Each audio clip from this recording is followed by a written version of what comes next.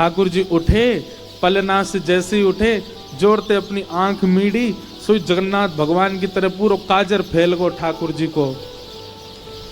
घुंघराले केश नेक बिखर रहे हैं, मोर पिछ अपने अपने शीश पर धारण कर रखा है। सुबह उठते ही बालक को कोई नहीं चाहिए, अपनी मैया चाहिए।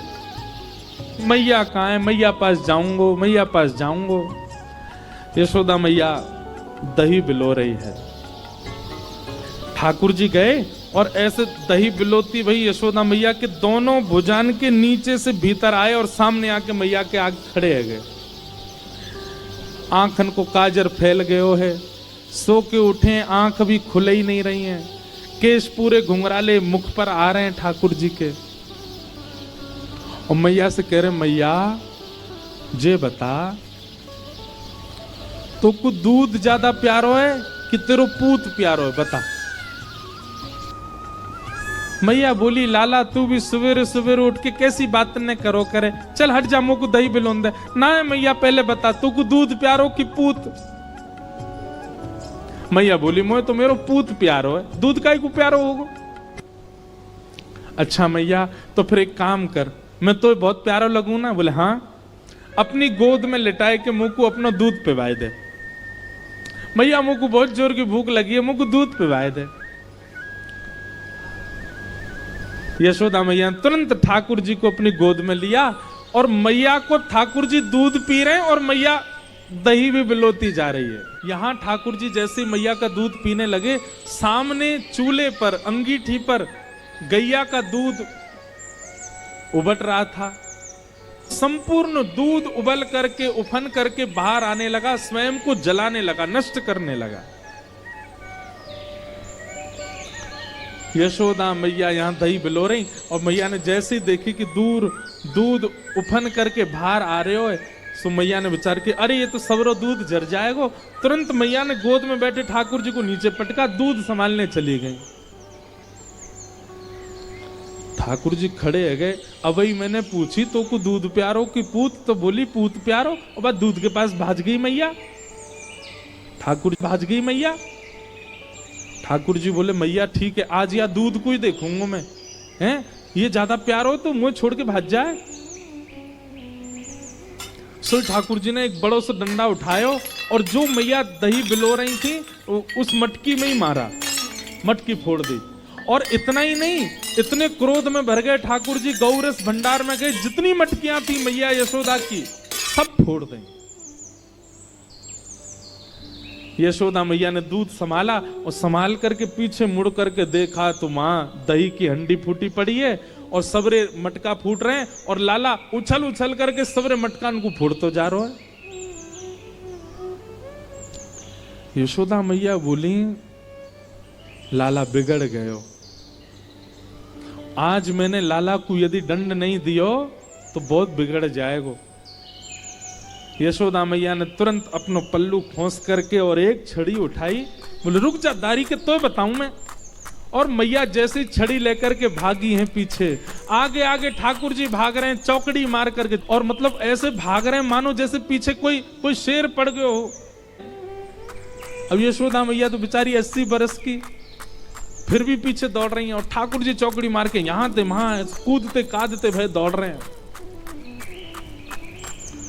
थोड़ी दूर पहुंचे होंगे कि यशोदा मैया तो थक गई और बीच रास्ता में बैठ गई, जोर जोर से सांस लेने लगी, अपने पसीना पहुंचने लगी। इतने में ठाकुर जी ने पीछे मुड़ के देखी और पीछे मुड़ करके देखी यशोदा मैया बैठ गई, एक वृक्ष की आड़ में चले गए और वहीं से कह रहे, मैया का भयो, तू भाग क्यों ना रही मेरे पीछे।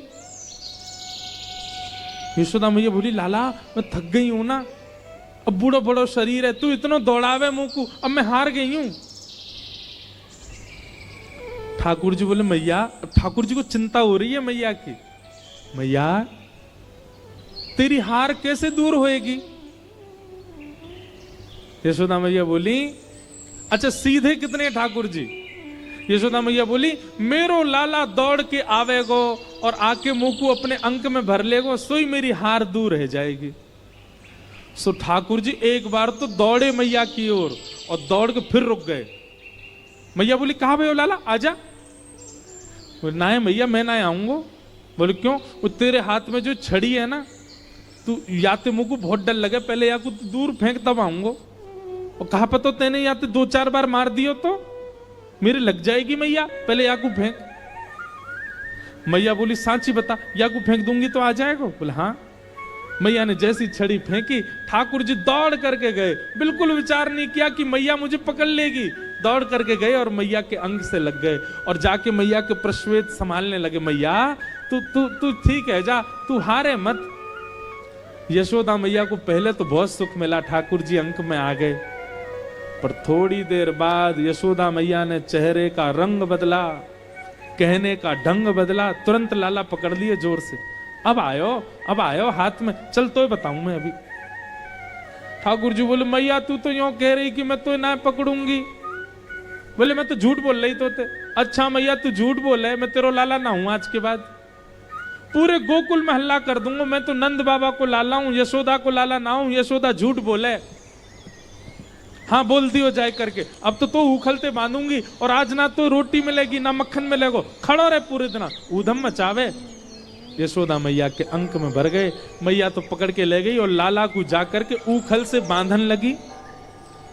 जैसे ही रस्सी ला करके मैया ने ऊखल से लाला के पेट में बांधनी चाहिए, सोई रस्सी छोटी पड़ गई।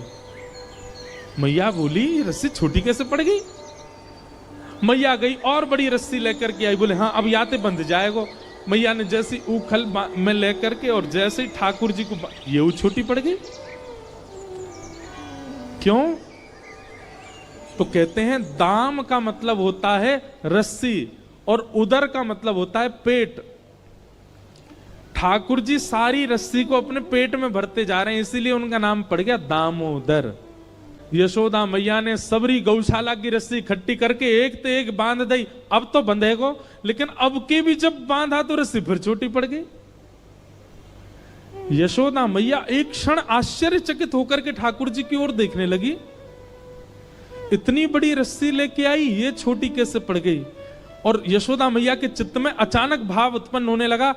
गर्गाचार्य जी कह के गए थे नारायण समो गुणई, पर कहीं ये नारायण ही तो नहीं है, क्योंकि परमात्मा ही किसी बंधन में नहीं आ सकता।